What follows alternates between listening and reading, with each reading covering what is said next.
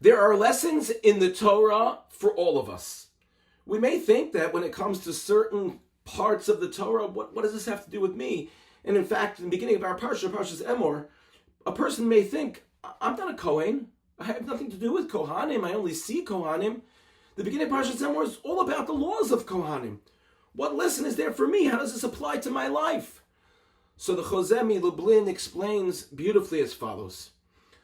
The beginning of the Parsha speaks about the various halachos regarding how a Kohen has to be careful not to become tameh, has to be careful not to become ritually impure. Wherever it is that he goes, he has to be careful not to come near a dead body, so that he doesn't become impure and thereby not be able to do the service in the Mishkan or the Mikdash. If not for the Kohanim, the Mishkan and the Mikdash, they wouldn't be able to function. That was the role of the Kohanim. But they had another role. And that was to follow the path of Aaron HaKohen, who was Oev Shalom, Virodev Shalom. He loved peace, he sought peace, and because of that, he engaged with people. Medrash tells us that he made Shalom, he made peace between husband and wife.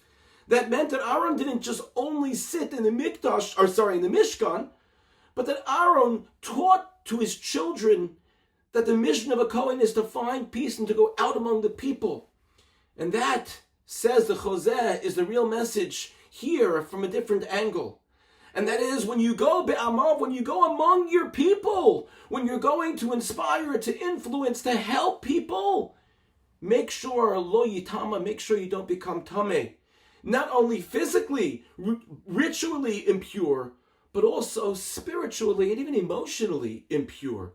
And the lesson for all of us who are even not Kohanim is that when we engage in the world around us, when we engage even with people that we are engaging with that can even be within our community, we have to ask ourselves the question, what is happening with this engagement? Am I making sure that I am inspiring others and affecting others in a positive light, but not letting others affect me in a negative light?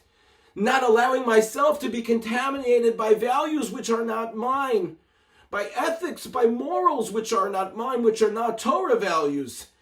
And for us to be able to help others while not being impacted in a negative fashion.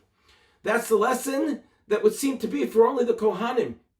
But truthfully, it's a lesson for each and every one of us to be aware that when we go out and we speak to people, even those can even be in our own families, our own communities and beyond, that we make sure that we're careful that we are only impacted in a positive light, and that we are aware that if something becomes negative, something becomes potentially contaminating for us, we steer clear and we protect ourselves. May we be zocheh to learn from the Kohanim and continue to live life as an inspiration and as a help to others. Thank you for listening and have a good Shabbos.